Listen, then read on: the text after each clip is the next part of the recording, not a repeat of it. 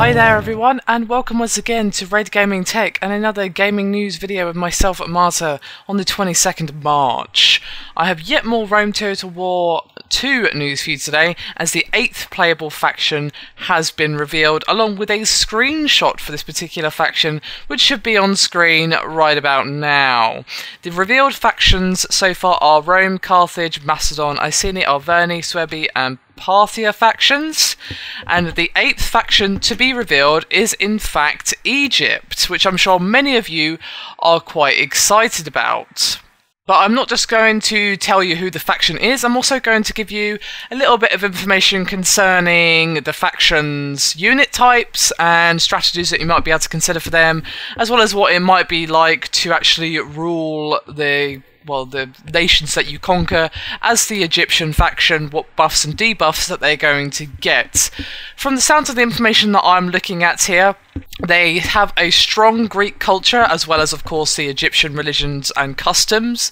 But obviously, there's a little bit of conflict going on, and the privileges of Greek citizens are going to lead to frequent and bloody uprisings in the indigenous people, which means that if you're going to play as the Egyptian faction, you're going to have to deal with a slightly, larger percentage of rebellions than you normally would with other factions.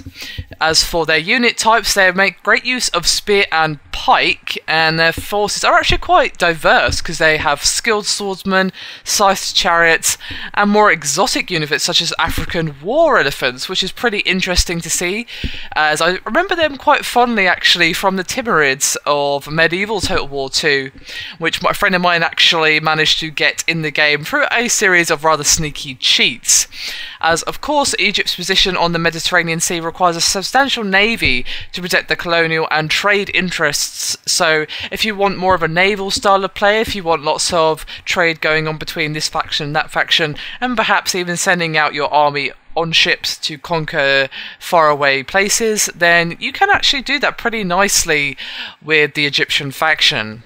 And it seems like they're going to have skilled statesmen as well as a strong academic feeling for the whole faction, and their naval prowess, as I said, is unquestioned. So those are some of the details and positives and negatives to this particular faction that you can look forward to. Obviously, every faction has their good points and bad points. The things that you have to deal with is the negative side of it, as well as the buffs you're going to be enjoying, such as the buff to naval stuff in the Egyptian faction.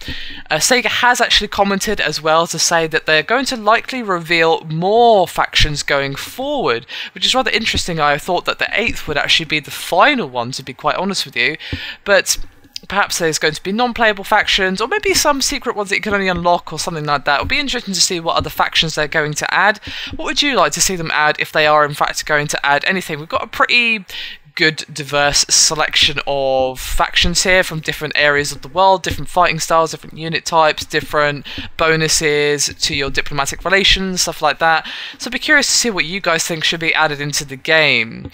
Anyway, that's me done for this video. I hope you've enjoyed. Please do check out our other videos, as we have lots of gaming goodness uploaded every single day, and you should also give our website a go at redgamingtech.com. I'll see you next time.